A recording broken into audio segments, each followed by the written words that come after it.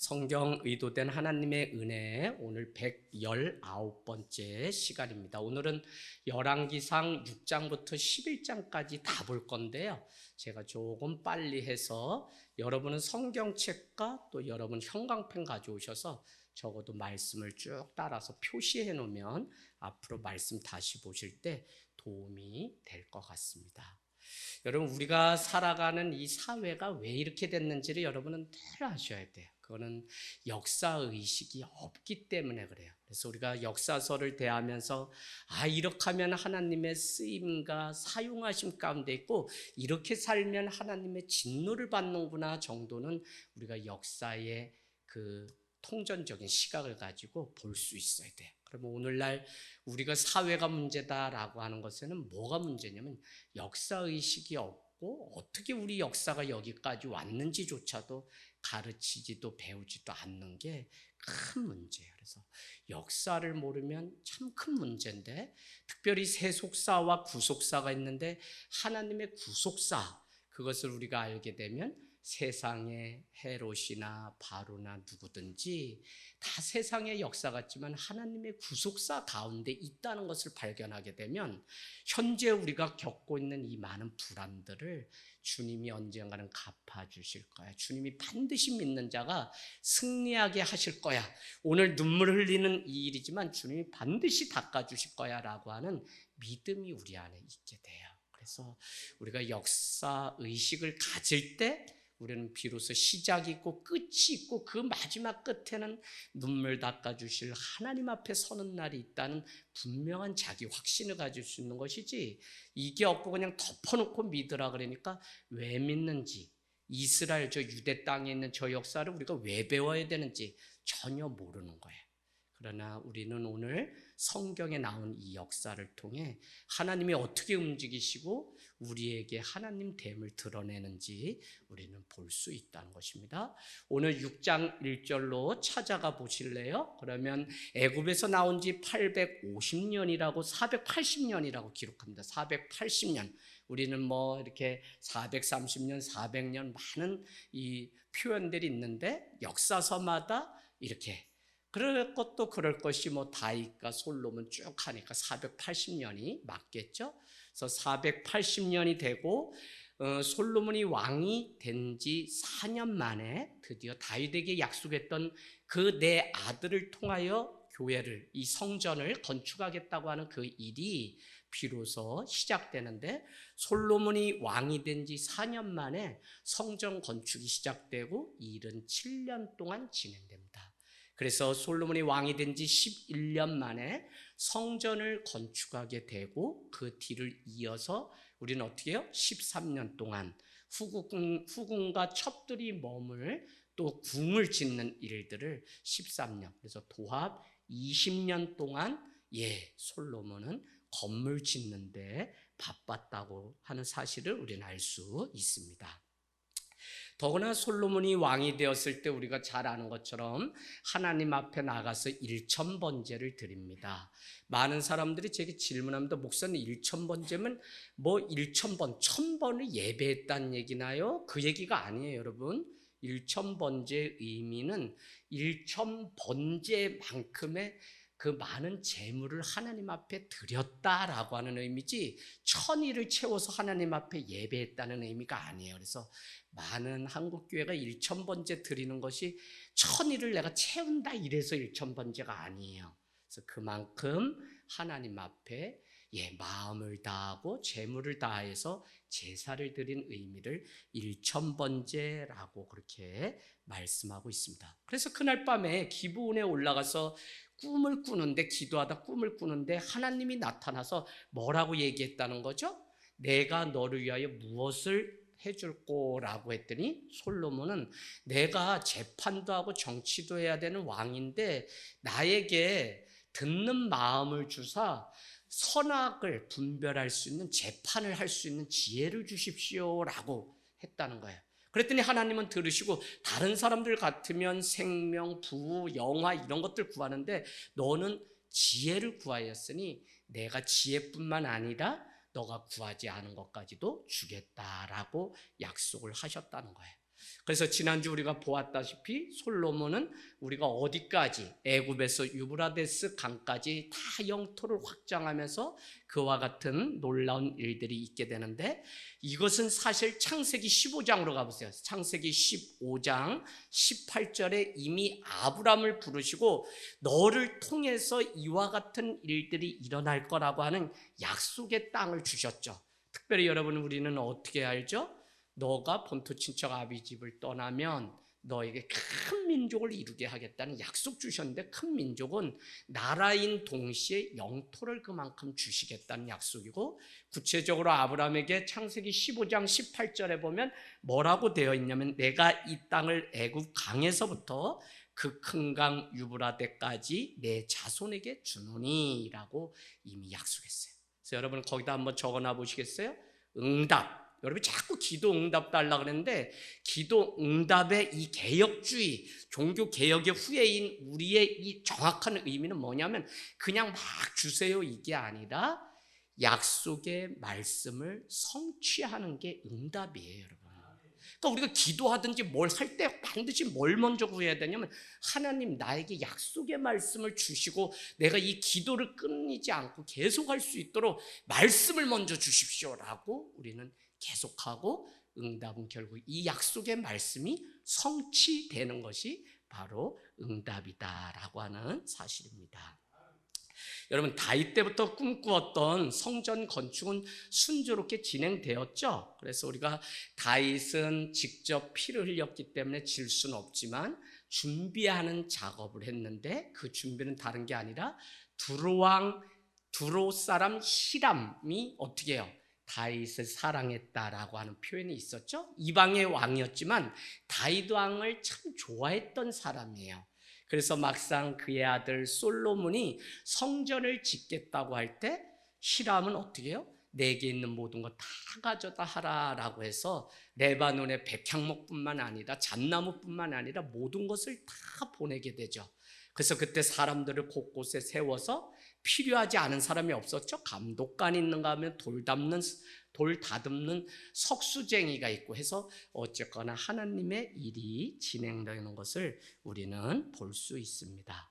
그래서 여러분, 그 이방 땅에서 이와 같은 많은 물건이 와서 교회에 이 성전을 지었다고 하는 것은 무엇이냐면 온 우주의 주인은 하나님이심을 만방에 선포하는 일이기 때문에, 오늘 두루왕 히람이라고 하는 사람이 그냥이 아니라 그 무역의 중심지였거든요. 그러니까 그곳에 없는 게 없었어요. 그래서 그 물건들을 다 보내서 하나님의 성전을 지었다는 것은 이 만군의 여호와가 하나님이심을 선포하는 또 놀라운 일이 된다는 것입니다. 그래서 여러분, 오늘 우리는 무엇을 그때 지난주에 적용을 했냐면, 결국 다윗이 히람과의 좋은 관계를 통해서 솔로몬이 성전을 지을 수 있도록 다 준비를 했다라는 거죠. 그래서 부모는 누구냐? 오늘 우리가 열매를 직접 내 때에 따지 못할지라도 내가 기도를 심고 헌신을 심고 사랑을 심으면 반드시 그것을 자녀의 때에 열매를 거두어서 이것이 가문이 된다고라는 이 놀라운 사실 때문에 우리는 오늘 기도하고 오늘 주님 앞에 수고를 아끼지 않는 일들을 해야 되는 것이죠. 자, 그런 다음에 우리는 지난주 솔로몬의 성전이 그러면 어떻게 지어졌는지 제가 구체적으로는 안 했고 여러분이 쭉 보시면 되는데, 1규빗이라는 거는 여러분 써놓으세요. 1규빗은 500mm니까 50cm가 돼요. 그래서 우리 솔로몬 성전의 규모가 길이는 60규빗, 너비는 20규빗 쭉 해서 나오는데, 중요한 것은 그 성전의 내부는 백향목, 레바논에서 온 백향목과 잣나무, 감람나무로 마감하고, 놀라운 것은 모든 것 위에 금을 덮었다는 거예요.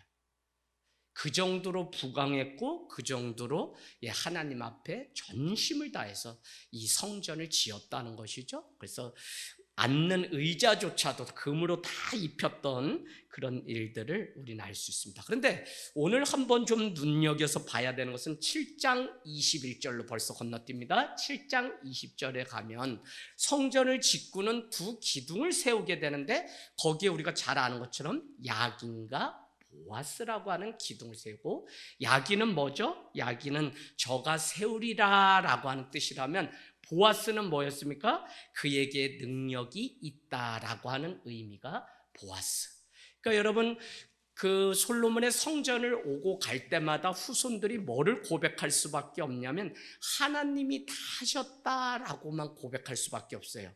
왜요? 야긴과 보아스는 그 기둥을 볼 때마다 하나님이 이루시고 하나님께 능력이 있다라고 하는 고백의 의미이기 때문에 그들은 그것을 지나가고 밟을 때마다 하나님의 능력, 위엄, 그것을 송축할 수밖에 없었던 것이죠. 여러분, 우리가 신앙생활을 가만히 생각해보면 오늘날 잃어버린 게 뭐냐면 보는 거예요. 보는 거. 우리가 믿어야만 보이는 거지만 보는 게 왜 없냐? 보는 것을 다른 말로는 내면화라고 하는데, 우리가 순종이 바닥에 무릎을 꿇고 기도하는 것이 순종임을 몸으로 우리는 했었고, 부모의 그 신앙을 자녀들이 보았던 거예요. 어떻게 하나님 앞에 내 것을 다 드리는지 자녀들이 본 거예요. 근데 이 보는 게 지금 자꾸 없어져요. 그래서 여러분, 뭐 밴드, 라이브, 뭐 우리가 많은 걸로 하지만 아니요, 직접 와서 주님 전을 밟는 거, 이거는 하나의 대안이 될 뿐이지, 직접 와서 이걸 밟고 하나님 앞에 정해진 시간에 부모가 보여준다는 것처럼 큰 신앙의 교육은 없어요. 자, 보는 거는 뭐냐면 학습이죠. 학습이 되면 어떻게 되냐면 좋은 전통이 됩니다, 이것이. 그래서 믿음의 가문, 우리 집사람이 저랑 결혼할 때 한 가지 고민했나 봐요. 평생 배우자 위해 기도할 때 믿음의 3대째랑 결혼하라는 얘기를 누가 가르쳤는지 그걸 그렇게 마음에 담고 중학생, 어린 소녀 때부터 기도했다는데, 전 믿음의 1대잖아요. 아마 그거 좀 후회하는 것 같아. 나 만나가지고 너무 훈련받고 고생하니까. 그러니까 3대가 돼야지 그래도 좋은 전통 본 게 있으니까 되는데, 그래서 여러분, 믿음의 가문을 찾고 믿음의 가문의 사람을 만나서 결혼하고 뭐 하는 것은 그래서 중요한 거예요. 자, 그런데 그 좋은 전통 곧 모이면 좋은 습관이 되고 그것이 우리 삶을 흔들지 못하게 하는 뿌리가 돼요.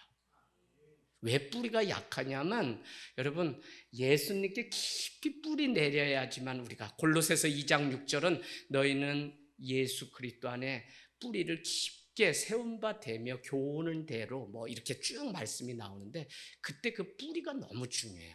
근데 이 뿌리는 보는 일부터, 누구로부터? 부모로부터 신앙이 무엇인지. 그래서 여러분, 주일이든지 모든 예배 정확하게 하실 수 있어야만 자녀들을 가르치지, 그냥 뭐 반쪽짜리로 이렇게 대충 해서는 자녀들을 우리가 세울 수가 없어요. 그래서 내가 형편껏, 제가 지금 나는 나무에게서 인생을 배웠다라고 하는 책을 지금 너무 재밌게 막 읽다가 내려왔는데, 이번 주일에 제가 소개할게요. 너무 나무는 내일 미래를 근심하지 않는다가 벌써 딱 마음에 꽂혔어요. 인생 다 포기했던 사람이 원예사가 되어서 그 사람이 탁 했는데, 자기를 갇힌 그 하원의 노인 스승이 뭐라고 얘기하냐면, 야, 나무를 벨 때 나무한테 물어보고 하라는 거예요. 이게 말이 돼요, 여러분? 나무 입장에서 생각할 수 있도록. 그래서 삶을 또 원해 이걸 차렸다가 다 포기되고 무너졌는데, 결국은 그가 저기 산꼭대기에 가서 돌틈박에서 자라나는 소나무 한 그루를 보면서 다시 자기 인생을 고추 세워서 나무 의사라는 별칭을 가지고 40년을 근무하다가 이제 내서 에세이를 쓴 거예요. 여러분, 이 한 길 뿌리 내리는 이게 보통이 아니에요. 그래서 오늘 이 보아스, 야긴과 보아스를 볼 때마다 자녀들은 오고 가면서, 그래서 이스라엘은 중요한 게 뭐죠? 성경책에 뭐를 발랐다 그래요? 꿀을 실제 발랐다는 거예요. 이게 말이 아니라 꿀송이처럼 단 말씀이 무엇인지 가르쳐 주기 위해서 성경책 겉에다가 꿀을 발라놓고 먹어봐 이러고, 말씀이 바로 이와 같은 거라고 늘 보여주고 내면화하는 일들을. 그래서 말로 신앙이 안 되고요, 직접 기도해야 되고요, 직접 헌신해야 되고요, 직접 주님 앞에 매달리는 이런 경험이 있어야지만 우리의 믿음이 자라는 것이지, 할게요 뭐 이래가지고는 안 돼요, 여러분. 자, 오늘 이 모든 일은 하나님이 하셨다라고 하는 이게 너무 중요합니다. 자, 그래서 우리는 성경에 그 꿀을 발랐던 이스라엘의 그 모습을 보면 오늘날 여러분이 착각하지 말아야 되는 게 다양한 말씀이 우리한테 필요한 게 아니에요. 그래서 유튜브 이것저것 많이 본 신앙만 그냥 그럼 뭐냐? 읽은 말씀, 본 말씀이 내 안에 체면이 돼서 잊혀지지 않고 이 말씀이 내 삶을 움직일 수 있는 말씀이 되도록 읽고 또 읽고 보고 또 보고 듣고 또 듣는 게 중요한 것이지 이것저것 잡다하게 많이 알아서 우리가 되는 게 아니에요. 좋은 전통 절대 안 생겨요, 여러분. 그거는 그냥 우리가 뭐 이것저것 했다는 그거 자랑하는 거지 아무것도 안 돼요. 꿀은 자리 그 시간 하루에 3번 성전에 오르락 내리락 했던 이스라엘 사람들이 그래서 오후 3시에 오르다가 베드로와 요한이 성전 미문에 앉아 구걸하는 40년째 구걸하는 한 사람의 인생을 주목하여 바라보므로 나사렛 예수 그리스도의 이름으로 이렇게 세웠다는 게 그들은 유대의 전통에 따라 하루 3번을 그 시간 된 모든 일순 가장 바쁜 시간 아니에요. 오후 3시면 그러나 다 버려두고 주님 앞에 만나러 가고 예배하러 가고 제가 늘 시를 쓰고 늘 묵상하는데 저녁에 저기 탑동 쪽에 노을이 지기 시작하면 하루가 저물었으니 주님 앞에 대화하러 가는 시간에 그게 저녁 기도예요. 여러분 겨울에 눈이 오면 겨울 오고 단풍이 떨어지면 가을이 오고 이런 우리가 하나님의 쌓인 징조는 다 너무 쉽게 생각하면서 저녁에 어두워지면 삼라만상이 잠든 이때 기도해야 되는구나 라는 이 좋은 전통을 우리가 알아야 되는 거죠. 할렐루야. 그래서 여러분 내 인생은 내가 주님 앞에 어떤 사람으로 서는가 그것 이상이 될 수 없다는 거죠. 하나님은요 오늘 사람을 통해 일하세요. 그게 저와 여러분이 되기를 원하는데 왜 이 말씀을 드리냐면 솔로몬은 성전을 다 짓고 자기를 위해서 궁을 짓는데 7장 1절에 보면 13년 동안 그렇게 건축했다고 하는데 그 도합 20년 동안 건축하는데 사실 솔로몬에게는 아무것도 없었어요. 그러나 하나님 앞에 그가 뜻을 정하고 이 일을 하기로 할 때 하나님은 히람 사람까지 이렇게 택하여서 하나님의 일들을 하게 하는 것을 보면 오늘 우리가 찬양한 것처럼 하나님이 주신 그 꿈을 찾아서 가는 인생은 얼마나 복되고 행복한지 모른다는 것입니다. 7장 13절 14절로 가보세요. 누가 설명되어 있냐면 두로 출신 히람이 소개되어 있는데 그의 어머니는 납달리 지파의 사람이라고 그렇게 되어 있습니다. 우리가 납달리는 빌하 누구죠?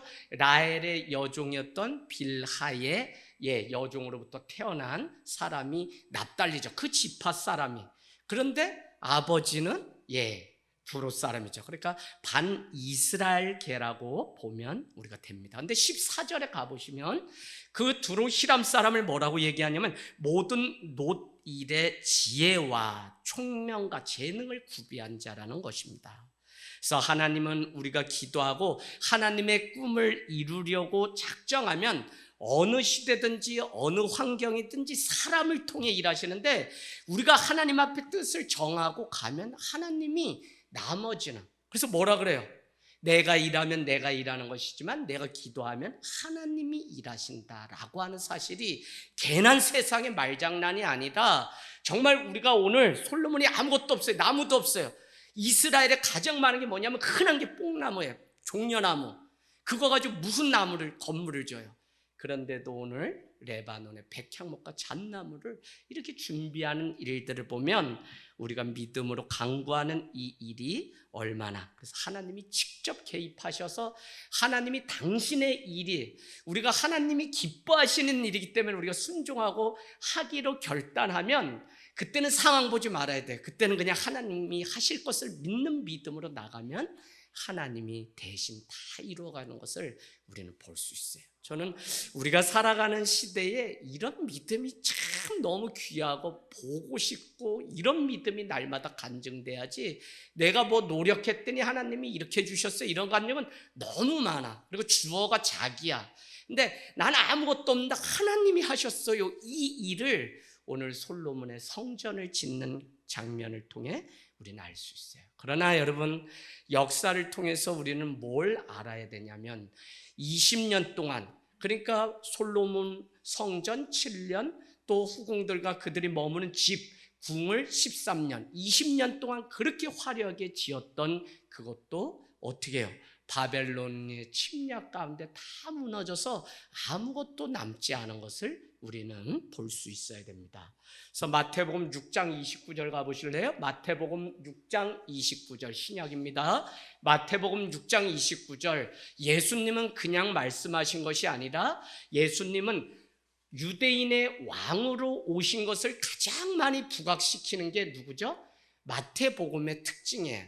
그러면 그 유대인의 왕으로 왔기 때문에 가장 많이 사용하는 게 뭐냐면 구약 말씀인 동시에 구약의 예화들을 가장 많이 갖다 빗대어서 설명하는데 6장 29절 같이 읽겠습니다. 시작. 그러나 내가 너희에게 말하노니 솔로몬의 모든 영광으로도 입은 것이 이 꽃 하나만 갖지 못하였느라. 무슨 말씀이냐면 솔로몬의 궁전이 이와 같이 화려하고 대단했는데도 그게 뭐 하루아침에 바벨론 앞에 다 무너지는 것을 보면서 이 꽃 한 송이, 저 들에 핀 꽃 한 송이, 저 공중에 나는 새 한 마리만도 못한 것이, 그러니까 우리가 뭘 생각해야 되냐면 여러분, 신앙은, 믿음은 사실 영원한 것, 보이지 않는 거예요. 그런 거는 보이지 않는 헌신, 보이지 않는 사랑, 보이지 않는 기도, 이런 것이 영원하게 남는 것이지 눈에 화려하게 보이는 그것은 아무것도 아닌 것을 역사는 우리에게. 그래서 우리는 늘 그냥 세상 것 구하는 그게 아니라 하나님의 영원한 나라를 날마다 갈망하면서 살아가는 것이 바로 믿는 사람들의 몫이라는 사실을 우리에게 가르쳐 줍니다. 그러는 동시에 우리는 모든 일이 슬슬 잘 될 때 얼마나 조심하면서 오히려 교만하지 않고 겸손함으로 살아야 하는지 우리에게 가르쳐 주죠. 왜냐하면 이와 같이 잘 될 때에 3장 1절은 뭐라고 얘기하면 바로의 딸 이방 여자와 솔로몬은 결혼을 시작하게 되고, 그것으로 인해서 정략 결혼으로 인해서 이방인과 피가 섞이면 안 됨에도 불구하고 결혼해서 그때는 화평을 이룬 것 같지만 그들이 가지고 온 이방 신상들 때문에 결국 하나님을 믿지 않고 신상을 세움으로 인해서 남북으로 갈라져서 분열 왕국이 되는 단초가 되었다는 것을 우리는 알 수 있습니다. 그래서 오늘 솔로몬 성전도 짓고 잘 되는 것 같지만 사실은 그의 초기 그 믿음이 다 쇠해졌어요. 우리도 그럴 수가 있어요. 기도 없이 지금 잘 되니까 하나님이 복 주셨어요 라고 우리가 춤을 추고 고백하지만 사실 기도 없이 잘 되는 것이 얼마나 위험한 일인지 우리는 늘 아셔야 돼요. 그래서 여러분, 누가 그 성공의 자리에서, 승리의 자리에서 내려오냐면 기도 없이 술술 잘 되는 사람이, 차라리 아프고 병들어도 주님을 찾고 주님을 그 능력을 간구하는 사람이 승리하는 것이지, 영원히 마지막에 가보면 그냥 여기서 잘 되는 거에 빠져서 그 썩어가는 것도 모른 채 거기에 취해서 살면 어느 날 솔로몬의 궁전도 더구나 여러분, 솔로몬의 궁전 안에 있던 그 언약궤가 지금까지도 어디 있는지 발견하지 못하는 것을 보면 그토록 호렙산에서 두 돌판에 새겨놓았던 십계명과 같은 이것이 없어진 것은 이스라엘의 얼마나 큰 치욕인지 알 수 없다는 것입니다. 자, 그래서 우리가 늘 끼어 있는 거, 그래서 하늘 땅 교회는 화려한 꽃이 되기보다 건강한 열매를 맺는 교회가 되기를 원합니다 하고 제 명함에 써놓은 이유가, 역사를 그냥 보면 볼수록 자기 때에 화려하고 뭐 했던 데는 다 썩어서 그냥 망하게 돼요. 그래서 여러분, 지금 내 모습이 초라하고 뭐 되는 거 없는 것 같지만 사실은 날마다 눈물 닦고 살아가는 인생 같지만 그 인생 뒤에 감춰놓으신 하나님의 영원한 계획이 따로 있음을 우리가 안다면 그냥 믿음으로 오늘도 그냥 오뚜기처럼 이렇게 걸어가다 보면 하나님이 반드시 전화위복을 시키실 것을 우리가 알 수 있습니다. 여러분, 우리가 오늘날 교회가 망하는 지름길이 그 교회가 화려함과 편리함과 이용 시설이 많은 것들 자랑하는, 이것은 눈에 보이지 않는 게 아닙니다. 눈에 보이는 것 자랑하는 솔로몬의 궁전과 같습니다. 그래서 눈에 보이지 않는 영원한 사랑, 희생, 섬김, 이런 것들이 영원히 기억되고 남는데 오늘날 많은 교회들은 그렇지가 않은 거예요. 그래서 제가 계속 여러분께 본질 지키자, 예수만 자랑하는 교회 되자 하는 거는, 이 젊은 사람이 뭐 칭찬하고 사람들이 막 이름 내라고 옆에서 하는데 왜 제가 그걸 거부하겠어요? 그러나 그게 아무것도 아니고 다 썩어질 것을 알기 때문에, 영원한 것은 지금 눈에 보이지 않는 것, 그러나 마지막 때가 되면 지금은 희미하지만 마지막에 너희가 눈으로 보리라라고 했던 고린도전서 12장입니까? 그 말씀이 그대로 이루어지는 거예요. 그래서 여러분, 사랑은 오래 참고, 오래 참는 거 안 보여요. 그러나 그 사랑이 한 영혼을 변화시키고 사람을 살리는 것을 보면 우리가 잘 분별해서 살아가야 되는 것이 무엇인지. 그래서 여러분, 많은 사람들은 세상 가운데 삶이 결국은 세상 위에서 준비하는 것만 바쁜 거예요. 집 준비하고 차 준비하고 대학 준비하고 뭐 준비하고, 여러분 다 쏘가요. 마음 한편에 늘 뭘 준비해야 되냐면 아버지께로 돌아갈 마지막 때가 이른 줄 아시고 죽음을 준비하셔야 돼요. 이게 종말론적 신앙이고, 이게 우리가 이 땅에 살지만 하늘을 사는 신앙이지, 이 땅에 있는 것만 계속 이루고 이것만 그냥 매일 쫓아가면 여러분, 솔로몬의 궁전이 하루아침에 문을 닫고 없어지는 것과 똑같은 일들이 우리 가운데 생기죠. 자, 8장으로 건너가겠습니다. 8장에는 솔로몬의 궁전이 다 지어진 후에 무엇을 했냐면 바로 성전이 완성되고 여호와의 언약궤를 옮겨오는 장면이 나오죠. 언약궤는 지금 어디 있냐면 다윗이 돌아와서 왕이 되었을 때 예루살렘으로 가져오게 되죠. 그래서 다윗성에 있던 그것, 시온에서 메어서 올라올 자, 1절에 보니까 이스라엘 장로 또 모든 지파의 우두머리 곧 이스라엘 자손의 족장들을 예루살렘에 있는 솔로몬 자기에게로 다 소집하게 됩니다.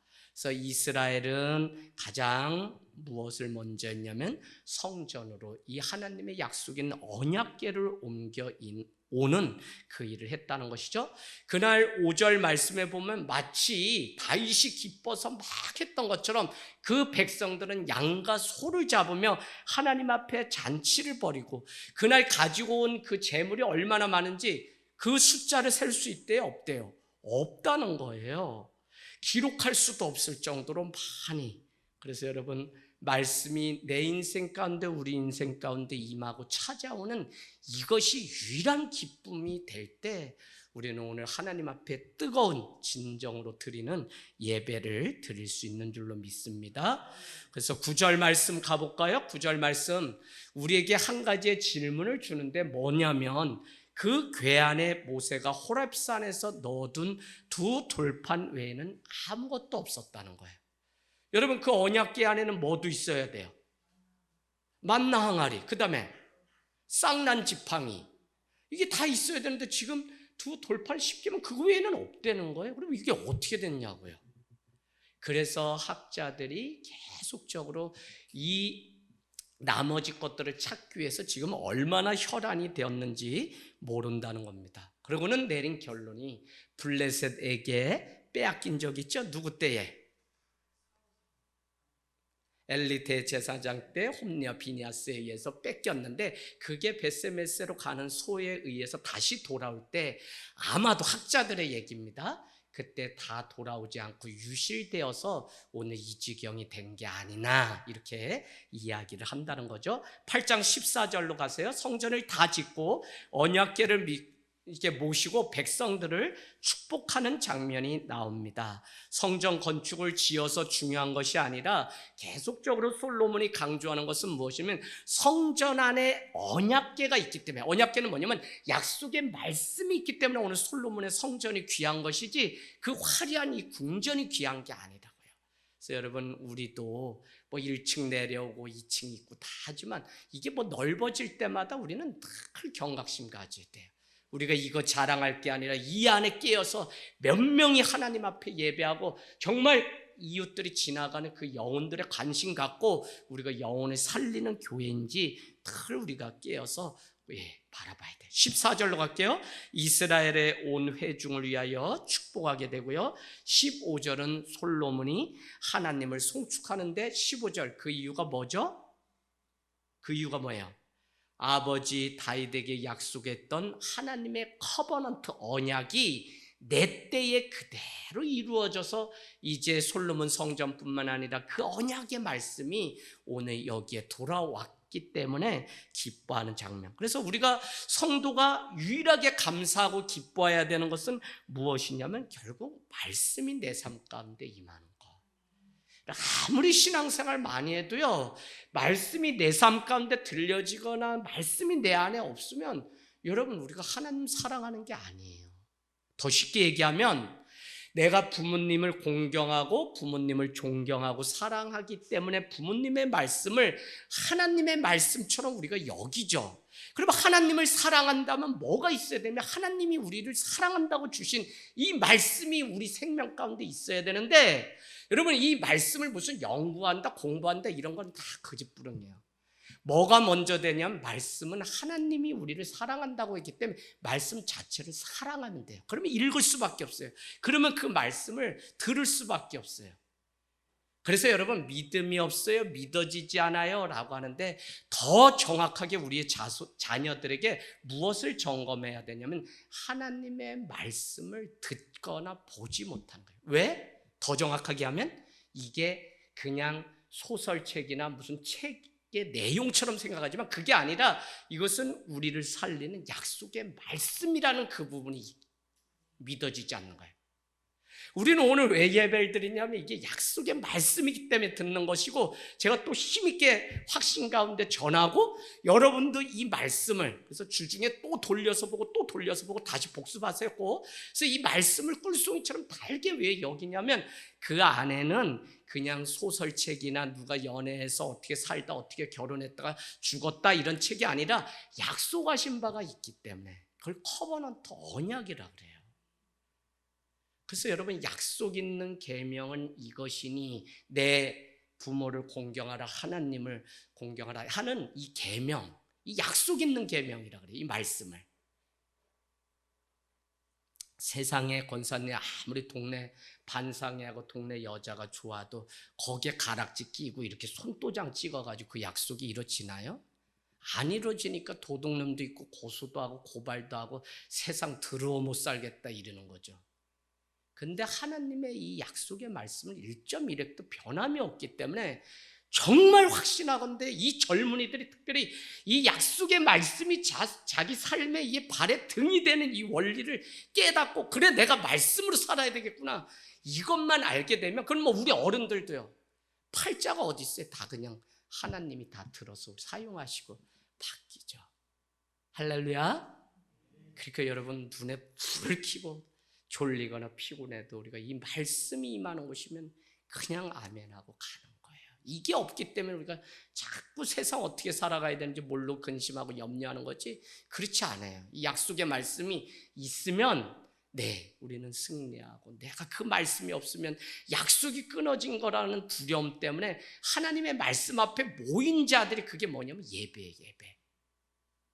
이게 뭐 예배 와라 가라 이런 게 아니라 정말 내가 살기를 갈망하는 자면 말씀 앞에 돌아와서 내 삶을 드리는 것이죠.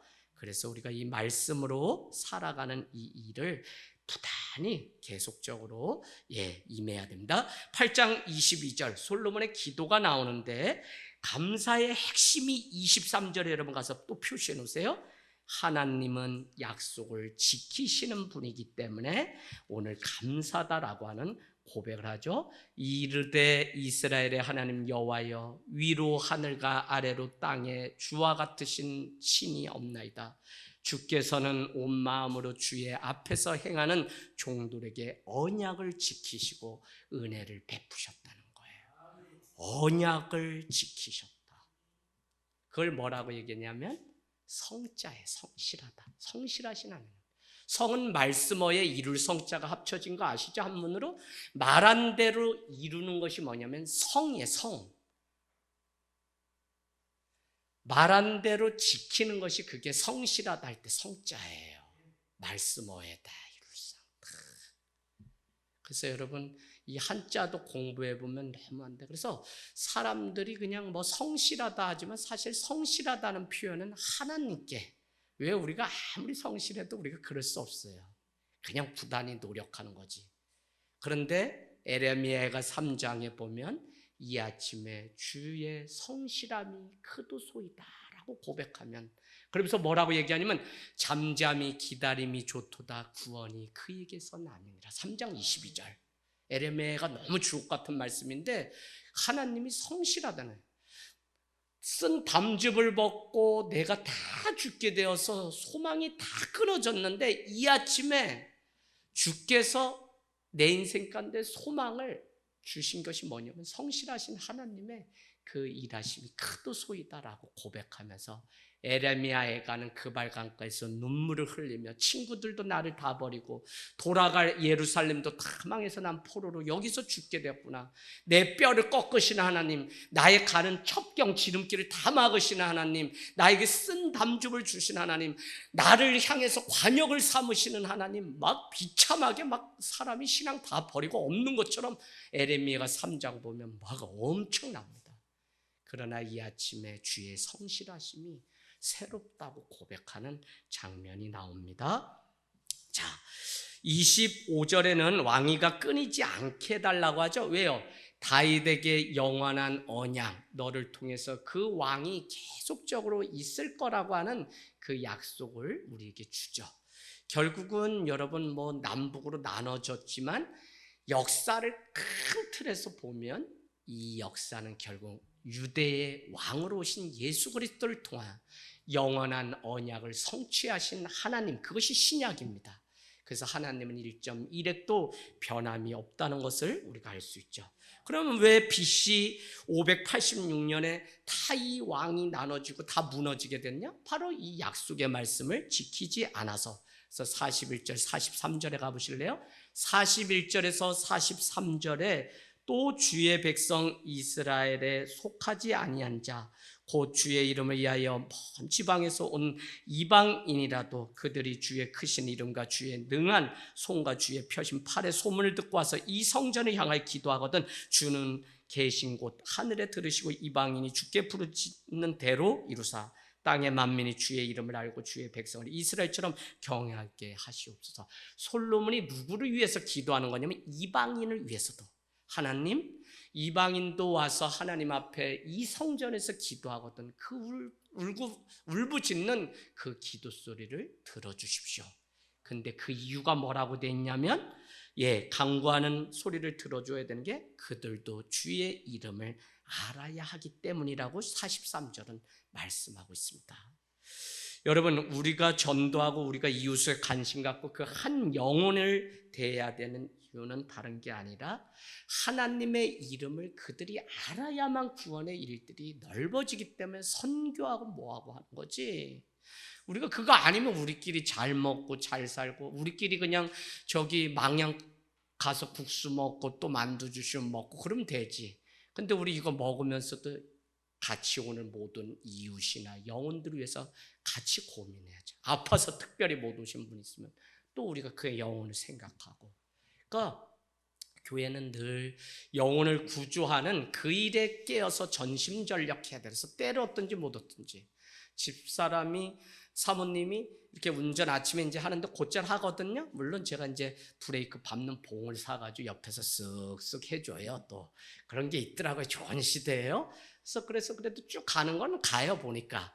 그래서 이제 한 달만 하면은 이제 알아서 그냥 갖다 박든지 어떻게든지 가겠다 하고 이제 저도 마음이 계속 놓여지는데 아침에 갔다 오면서 뭐예요? 전도지 옆에 꽂고서 오다가 새로 지은 빌라 있고 이러면 그냥 때를 얻든지 못 얻든지 하는 거지. 그냥 언제 기다려가지고 최낙도 목사님 출근할 때까지 기다려서 가서 꽂고 아유 벌써 해가지고 하늘에 떠가지고 다 넘어가려고 그랬는데. 여러분 그와 같이 주의 종도 제가 뭐 목사기 때문에 아니에요. 여러분 목사님들 전도 더 안 해요. 맨날 일주일에 2번씩 훈련 받다시피 그냥 우리 전도사님들 오시면 윤득주 강도사님도 그 교회 왜 사랑받냐면 늘 혼자도 전도 나간다는 거예요. 목사님이 저한테 애를 어떻게 저렇게 가르쳤느냐. 쟤는 늙은이 모양 슬금슬금 뭘 들고 나가는데 보니까 전도하러 간다는 거예요. 그랬더니 어느 날 또 이렇게 아파트에서 만났거든요. 그랬더니 목사님 여기 나의 나우발이니까 여기는 오지 마세요. 여기 야이씨 너 다른 교회 갔다고 그러면 되냐? 야 김가람, 윤득주 넌 다 여기 하늘 땅 게 영원한 부교역자. 너네 교회 휴지 있냐? 그거 좀 가지고 내려와라. 그 내가 쓴다 그러면 다 가져오고 막 그래. 그냥 농담이지만 제가 막 그래. 변하면 안 돼 너네 하늘 땅 게 잊으면 안 돼. 그냥 가면서 좋아요. 그냥 오산 이 좁은 데서 다니다가 그냥 여기저기서 김가람 목사님도 얼마나 전도를 열심히 했는지. 우리 최락도 목사님도 둘이 그냥 작정하고선 원주를 지금 이잡도 잡는 것 같아요. 여러분 그냥 영혼이 왜 이방인들도 그들도 하나님의 이름을 알게 하려고 그 이름 알면 그 능력을 아는 거니까 당연히 승리하죠. 그죠? 그래서 여러분 오늘 솔로몬의 기도의 핵심은 참 어떻게 하면 그런 마음으로 이렇게 했을까 하는 생각이 듭니다. 9장 1절로 가시겠습니다. 그랬더니 하나님이 솔로몬에게 본격적으로 말씀하시는데 모든 것을 다 마친 후에가 뭐죠? 성전 건축을 다 마친 후에 2절 말씀에 여호와께서 전에 기브온에 나타나서 내가 너를 위해 무엇을 줬고? 라고 물었던 것처럼 다시 기브온에서 나타나서 솔로몬에게 말씀하십니다. 그 핵심이 4절에 나와 있는데 4절의 핵심 뭐냐면 너는 다윗과 같지 않다는 거예요. 질문, 다윗과 같지 않다는 게 뭘까요? 다윗도 간음하고 사람 죽이고 3대 죄악을 다 했던 사람인데 왜 솔로몬에게 다윗은 너랑 다르다, 너는 다윗과 같지 않다고 했을까? 응? 피를 많이 흘렸다고요? 네, 솔로몬의 가장 큰 죄악이 뭐죠? 그거예요. 다윗은 아무리 많은 죄를 져도 우상 숭배를 하지 않았는데 솔로몬 너는 많은 여인들을 갖다 신이란 신은 다 산당을 짓고 했으니 너는 죄 중에 큰 죄를 졌다고 이야기하죠. 그러면서 4절 말씀에 가면 하나님이 솔로몬에게 요구하는 건 딱 한 가지예요. 딱 한 가지. 여러분 4절 말씀에 가보세요. 내 법도와 율례를 지키면서 순종할 것을 4절 끝에 가보면 요구해요. 법도와 율례는 뭐냐면 말씀이죠. 언약의 말씀을 너가 믿고 따라갈 것. 그건 네 생각에 맞든지 안 맞든지 상관없이 오늘 내가 기도해도 저 영혼이 돌아올지 안 돌아올지 몰라요. 그러나 여러분 기도하면 여러분 여기 오는 날 벌써 13년이 아니죠.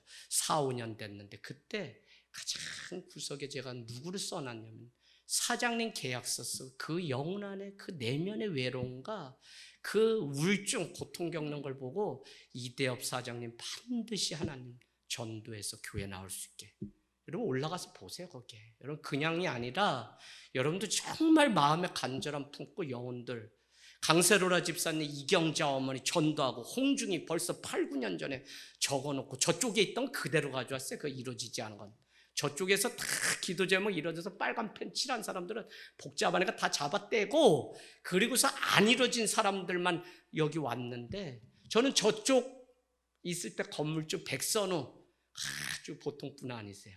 그 영혼도 여기 가져와서 여전히 적어놨어요. 여러분 이거 이름 기억하고 아직도 헤어졌지만 있다는 게 여러분 보통 아니에요. 그 영혼을 반드시 하나님이 구원해 주시기를 바라는 마음 때문에 여러분 뭐에 바빠야 되냐면 지금 오늘 당장 오실 예수 그리스도를 생각하고 그 심판대 앞에 우리가 서는 거 생각하면 여러분 무슨 세련되게 해서 전도?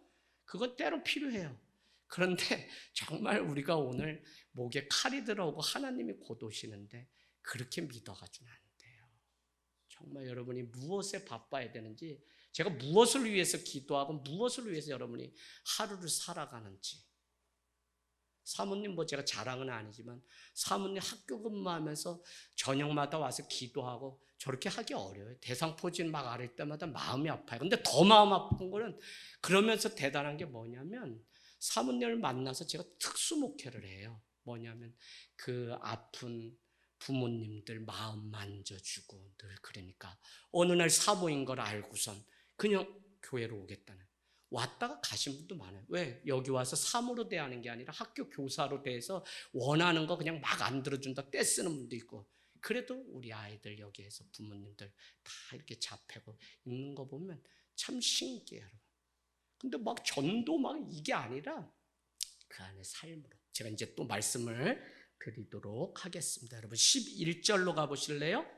20년 만에 건축을 마치고 이제 9장 11절 14절에 보면 두루왕 히람과 솔로몬이 문제가 생기게 돼요. 11절 가보세요. 성전 건축을 하는데 일조했기 때문에 감사해서 갈릴리 땅의 성읍 20곳을 히람에게 주게 됩니다. 근데 히람이 그래? 그러고서 그곳을 다 돌아가 봤는데 어떻다는 거예요? 더러운 거예요, 더러운 거. 그래서 거기 땅 이름을 지금까지 뭐라고 한다 그래요? 마음에 들지 않을까? 가볼 땅. 가보나 마나 하다 그렇게 외우시면 돼요. 가보나 마나 필요 없다. 그래서 지금까지도 그 땅이 그대로 있다라고 성경은 표현하고 있어요. 그래서 히람 왕은 근데 재밌는 게 12절입니까? 그 뒤에 이런 단서가 있어요. 오늘 이 일이 있기 전에 사실은 히람 왕이 솔로몬에게 얼마를 보냈다는 거예요? 120달란트를 보내주었음에도 불구하고 땅이라고 할 수 없는 갈릴리 척박한 땅에 그것을 20성읍을 준 게 이게 하나 도움이 안 된다고 생각했기 때문에 히람이 이제 억울해하는 일들이 생기게 됩니다. 여러분 10장으로 가겠습니다. 10장에 스바 여왕, 우린 잘 알죠? 스바는 이디오피아를 이야기하는데 스바 여왕이 솔로몬의 지혜 있음을 듣고서 멀리서 이제 찾아오게 됩니다. 그래서 와서 명성을 듣고 어려운 문제로 그를 시험하는데 2절 말씀해 보니까 뭐라고 되냐면 스바 여왕이 온갖 것을 다 물어보고 3절에는 물어보는 것마다 솔로몬의 지혜가 얼마나 대단했는지 대답하지 못한 것이 없다고 얘기해요. 그러면서 9절 말씀에 가면 스바 여왕이 솔로몬을 막 칭송하는데 뭐라고 하냐면 스바 여왕이 당신 솔로몬을 이스라엘 왕으로 세우신 하나님을 내가 찬양한다고, 이와 같이 지혜가 풍성한 솔로몬을 하나님이 왕으로 세운 그 하나님을 내가 찬송한다고 이방 여인이 막 이야기를 합니다. 여러분 우리가 다른 사람이 하나님께 영광을 돌리게 할 수 있는 방법은 이거 같아요. 우리가 예수 믿어라 뭐 해라 막 이게 아니라 사람들이 세상의 지혜가 아니라 하나님의 지혜를 가지고 살아가는 그 분을 보면 하나님이 계시구나라는 것을 이방 사람들도 알게 되는 거예요. 이거 이해되시죠? 그러니까 이거 어려워, 사실 어려워. 말 한마디 행동 하나 어떻게 해야 될지 잘 몰라. 그런데 우리가 지혜가 있어야 된다는 것을 그래서 여러분 우리가 뭐 기도 무슨 많이 이게 아니라 누가 결국은 하나님께 영광 돌리도록 하냐면 지혜 있는 사람이 그래요. 더 정확하게 얘기하면 세상 사람들이 하나님을 믿지 않으니까 우리 믿는 사람을 막 핍박해요 이렇게 이제 우린 이야기하거든요. 그런데 때로는 여러분 뒤집어 말하면 우리의 미련함이 그들을 핍박할 수가 있어요. 예수 안 믿으면 죽는다니까 불신지옥 천당망 이런 거 얘기하니까 그 사람들이 니나 잘 믿어라 난 안 믿겠다. 그게 아무리 원색적인 복음이어도 그들을 변화시킬 수 있는 것은 우리의 지혜 외에는 없어요. 그래서 우리 가정 안에서도 사실은 그 사람이 날 핍박하는 게 아니라 내가 그 사람을 내 종교와 내 신앙으로 그 사람을 힘들게 할 수 있어요. 이것까지 보실 수 있어야 우리가 다른 사람의 마음까지 볼 수 있는 지혜가 있는 거예요. 때로는 저한테 막 질문해요. 목사님 오늘 남편이 이런데 제가 교회를 어떻게 될까요? 하나님 앞에 목에 칼이 들어와도 예배하라 그러는데 어떻게 할까요? 그럼 저도 기도해 그냥 제 인간적으로 말하죠. 오늘 지혜는 남편을 한번 그냥 이렇게 안아주고 같이 따뜻한 밥 한 그릇 해주는 게 하나님 사랑을 전하는 일이니까 집사님 그렇게 하시면 어떨까요? 그럼 또 수긍이 되면 그렇게 그러면서 조금씩 마음이 녹아져서 하나님 앞에 그래서 나 지혜가 없으니까 상준이라는 애 상준이 오늘 없잖아. 상준아 너 어디 갔니? 내가 그랬더니 살이 찌면 죽는다고 엄마가 운동하라 그래서요 목사님 배드민턴 치러 가요 엄마랑. 한 번만 네가 더 하면은 아버지가 또 교회로 올 기회를 또 놓쳤구나. 속이 상해가지고 상준아, 또 뭐라 그러면 안 되잖아요. 상준아 너가 오늘 한 번만 더 왔으면 아빠 두 번째 교회에 오실 수 있는 날인데 왜 거기 갔니? 엄마가요 너 너무 뚱땡이라 그러면 장가 못 간다 그래서 네가 지금 장가 걱정할 때가 아니다. 상준아, 엄마 아버지 그랬더니 나인데 쐐기를 봐. 목사님 저희 4년 뒤면 수원에 집이 돼가지고 이사 가는데 이 등신아 나 언나를 데리고 맨날 목회를 하니까 힘들어. 가르쳐줘도 뭔 얘기인지 얘기해주면 좀 알아들어야지. 승준아 기념식자 목사님 왜요? 너 한 달 넘고 명절이면 목사님한테 네가 어떠냐 인사도 하고 문자도 해지 이놈 새끼 맨날 바꾸서 그냥 네가 애야 이제 20살 저 군대 간 형들도 다 문자하고서 목사님 추석 잘 보내세요 다 하는데 아주 애야 니 그냥. 그러면서 애가 또 이렇게 야 이런 혼나는 거는 지연이 형 또 용아 형 다 군대 간 형들 다 혼나니까 너 놀래지 말고 너 얼마 가지고 한다 사냐 그랬더니 목사 저 왜요? 30만 원. 그래서 얘가 또 욕했으니까 내가 뭐 주는 줄 알고 애가 또 입맛을 다쳐. 그래서 그건 아니고 내가 눈물에 간증을 하고 한 주 교회 안에 이런 일이 있었던 거 너 아냐? 인재건철 모르지. 유리도 모르지. 그래서 내가 쭉 설명해서 너희 절대 지방 갔어도 우리 주은이 누나가 늘 얘기하는데 지방 가서 내 마음대로 3년 하다 신앙 다 까먹었다고 후회한다 지금. 그러니까 공동체라는 이 교회 신앙 공동체를 잊어버리고 살면 너희 절대 신앙생활 못한다. 교회 무슨 이제는 20살이니까 니네가 받는 사람이 아니라 묵고 너네 역할을 해야지. 언제까지 애 역할 할 거야. 애는 여기 애가 많은데 무슨 니까지 애는 이 빠바가. 내가 그랬더니 예 알았어요 목사님. 그래도 하도 애들이 그냥 이런저런 욕을 다 먹어가미 해가지고 이제는 욕도 욕으로 안 들려. 애들이 이놈 저놈 해도 달콤하게 듣나 봐. 근데 저는 그런 애들이 또 너무 이뻐. 승준아 와라 목사님하고 또 곱창 먹고 우리 한번 하자 그러면 먹는다 그러면 또 다 풀어줘. 승준이 목사님 죄송해요 제 잘하겠습니다. 니네가 해야지. 이제는 20살이면 야 나라를 지키고 4.19 혁명을 일으키고 다 나라 살리고 막 그런데 유신업 막 이런 거 다 했는데 니네 그러면 안 돼. 역사의식이 있어야 돼요. 애를 키우면 안 돼요. 그래서 여러분 그냥 내밀어서 광야 가운데 이 아이들 키워야 돼. 자, 스바 여왕이 이렇게 했는데 대답 못하는 게 없다. 그래서 영광을 돌리게 되었다. 8절은 당신의 신하들이 항상 복되다는 소리를 들었습니다. 누구 때문에? 지혜가 있는 왕이 있기 때문에 신하들이 우리는 참 복된 사람이야 라는 소문을 듣고 자기가 왔다는 거예요. 근데 그 이유가 당신의 지혜 때문에 그렇습니다 라고 스바 여왕이 고백하고 있는 거죠. 진짜 믿음이 있다면 그것은 지혜 있는, 그래서 말과 행동을 보면 기도나 종교적인 그런 게 아니라 정말 우리에게 지혜가 필요하고 그 지혜로 영혼을 살리는 그런 일들이 우리 안에 있기를 원합니다. 10장 13절 솔로몬 왕이 왕의 규례대로 스바 여왕에게 물건을 준 것 외에 또 그의 소원대로 구하는 것을 주니 이에 그가 그의 신하들과 함께 본국으로 돌아갔더라. 스바 여왕에게 그렇게 칭찬을 듣고 원하는 걸 다 줬대요. 제가 이 말씀 왜 읽었을까요? 다현아, 지금 이스라엘에 지금까지 찾지 못한 게 뭐예요? 언약이 없어요. 학자들 왈, 솔로몬이 나이가 많아서 분별력이 흐려지니까 그 언약까지 준 게 아니냐.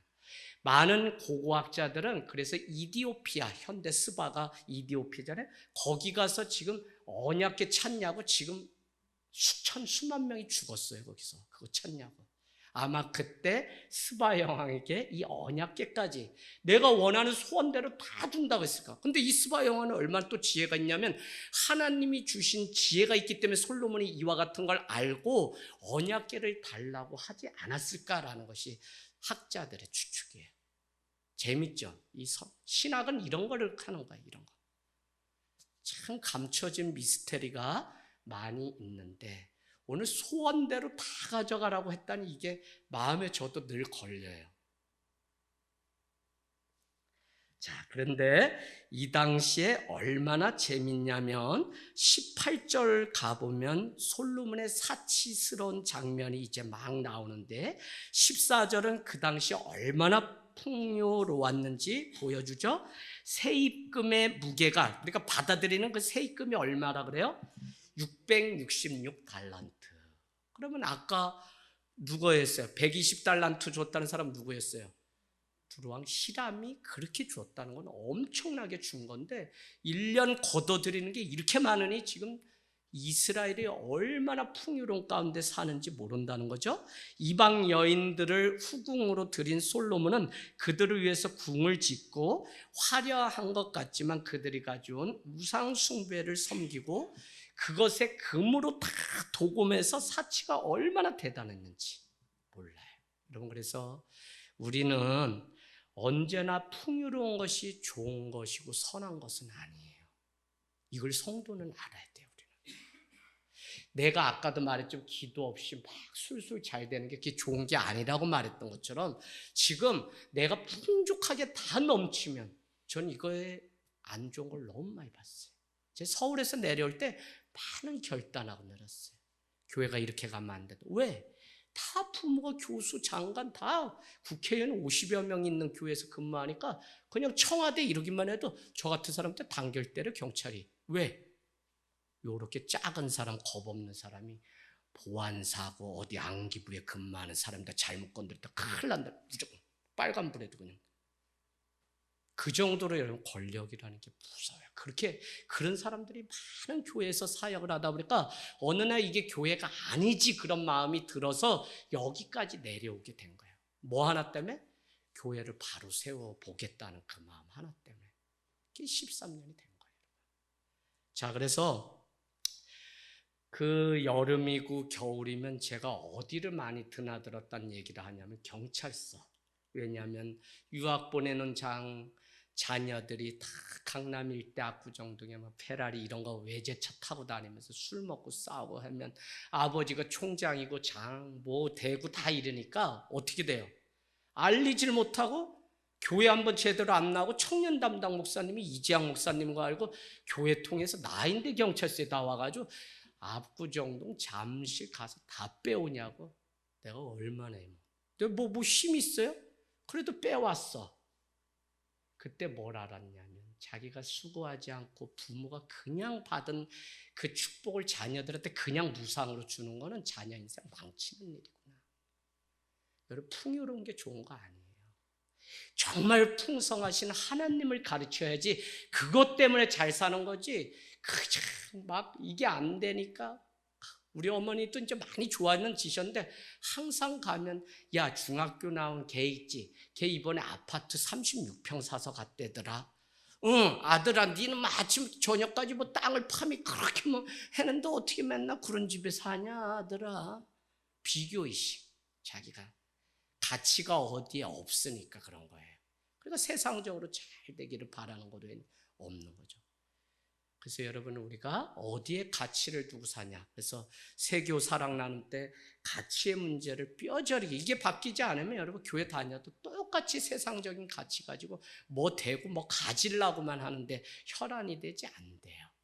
자, 그래서 우리가 오늘 행복의 조건이 그러기 때문에 재산의 유무에 있지 않다는 것을 여러분 있으면은 그것 때문에 우리가 더 풍족해서 덜 염려하지만 넘치거나 과하게 되면 그것 때문에 또 염려하고 다툼과 화가 일어나는 것을 봐요. 그래서 잠언설은 뭐라고 얘기하냐면 많은 재산 가지고 고기를 먹음이 다투는 것보다 아무것도 아니고 그냥 화해 좋게 사는 것이 더 낫다라는 말씀. 잠언설은 잘 비교하죠. 지혜가 뭐가 더 지기. 근데 여러분 많은 거 가지고 고기 날마다 먹는 형제보다 아무것도 없어도 가난해서 서로 우애 있게 사는 그게 참 저랑 이경 목사님은 그거 하나 때문에 여태까지 형제지만 싸우지 않고 온 것 같아. 누구라도 뭐 떡 한 덩어리를 더 생겨봐. 그러면 내 떡이 더 크다. 전 감사해요. 그냥 부모님이 그래도 형제 우애 사랑 이걸 더 중요하게 가르치고 해서 지금까지 여기까지. 자, 여러분 인간은 가장 약한 부분으로 뭐가 온다는 것을 우리에게 가르쳐 주는 거냐면 죄가 찾아온다. 그래서 여러분 적어도 솔로몬은 물질, 명예 많은 거 있었는데 이성에 아주 눈이 멀었던 사람이에요. 그래서 1절 말씀에 보니까 바로의 딸 외에 뭐라고 돼 있어요? 이방의 많은 여인을 사랑했다는 게 또 우리 마음에 확 걸리잖아요. 이거 무슨 문제 생겼다, 그죠? 근데 거기 안에 뭐냐면 모압 사람, 암몬 사람, 에돔 사람, 시돈 사람, 헷 여인이 그 명단에 쭉. 그러니 후궁은 700명, 첩은 300명, 1000명이 살 집 궁전을 13년 동안 그거 어떻게 다졌지? 1000명이 살지? 난 상상이 안 가. 난 평생 죄인으로 살잖아요. 제가 전주시 이성계 때부터 조선왕조 그냥 뭐 이러고서 세도하고 다 그냥 타락하고 뭐 그런 거지 뭐 하나님 눈에서 보면. 그러니까 맨날 그 뭐 후궁이 있고 막 이런 거잖아요. 역사가 그게 힘이었고 오늘 솔로몬이 그런 거예요. 솔로몬이. 근데 더 중요한 것은 왕의 마음을 주님께서 멀어지게 했다는 표현이 나오는가 하면 4절 말씀에 나이가 많은 때 마음을 돌려 다른 신들을 따르게 됐다. 솔로몬이 다윗과 같이 아니하였다. 하나님께 온전하지 못했다. 5절 말씀에는 말곰을 섬기고 7절에는 몰록과 그무스 산당을 지었다고 얘기하죠. 그러면서 한마디로 여호와를 떠남으로 하나님의 진노가 그 인생 가운데 왔다고 얘기하죠. 그래서 하나님은 한 번의 실수라서 그냥 넘어가는 것이 아니라 그것을 심각하게 보시는데 10절 말씀 가보세요. 다른 신들을 따르지 말라고 하였지만 여호와의 명령을 지키지 않은 솔로몬. 그건 실수라고 할 수 있는 게 아니죠. 문제가 있으면 다윗은 회개하고 돌이켰지만 오늘 돌이키지 않았던 것입니다. 그래서 여러분 회개하지 않으면 하나님은 심판하실 때에 그 죄악을 그대로, 그래서 그냥 내 마음대로 살아도 아무 이상 없는 것처럼 생각하며 살아가는 세상이지만 하나님은 반드시 당신의 그 마지막 때 심판을 하시는데 우리 인생을 저울로 재어보시는 거죠. 그게 회개죠. 재어봤는데 죄가 더 많이 있는. 근데 그런 거예요?